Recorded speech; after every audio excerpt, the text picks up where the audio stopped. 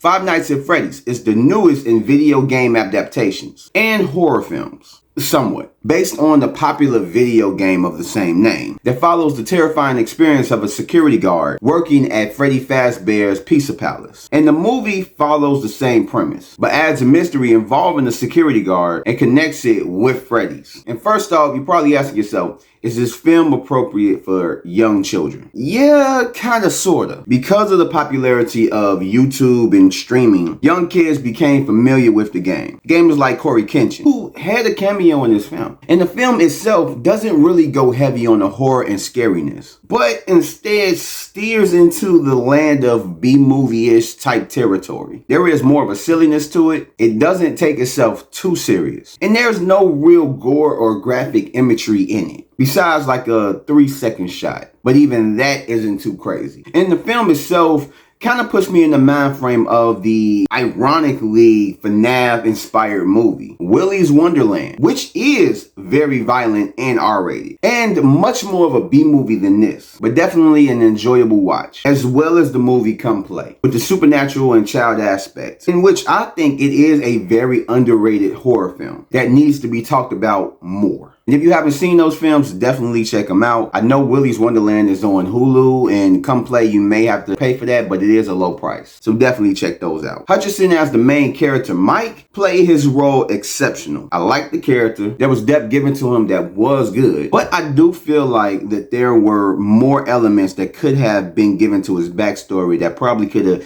made it a little bit more better than it was. But it worked good enough. And Mike's sister is just adorable. And the actress that played her did great, except for that one little scene with that short line of dialogue. But besides that, I love the chemistry and relationship between the brother and sister. Now, the auntie is just a very generic antagonist, if you could call her that. And really, her role wasn't needed and could have completely been taken out of the movie altogether, because she had no bearing or true significant impact on the story. But even that aspect of the story wasn't played upon good. It has pretty decent humor, definite callbacks and references to the game. And there is a nice unexpected reveal at the end that even surprised me. And after my second viewing, it was real dope seeing the obvious clues in plain sight. I love the sound design. The practical effects were really good. And this has no positive or negative bearing on the movie, but my favorite character was the Cupcake. He didn't do much, or it didn't do much, but just the sight of it and how it looked and reacted and all that stuff, it just became one of my favorite ones. And I think that they should have played more around with that animatronic and gave it a little bit more of a personality. Now, the story does have its plot holes or just elements that wasn't explained or explained well. And there is one post-credit scene, if you are wondering, that happens right after the first set of credits. It's quick, but it's worth the wait. All around, it's pretty decent. I'm guessing that there was a lot of FNAF fans in the crowd that I went, because both times that I did go, clearly applaud right after the movie. So I'm just guessing that if you are a fan of the video game, you may end up really liking this film. As for me,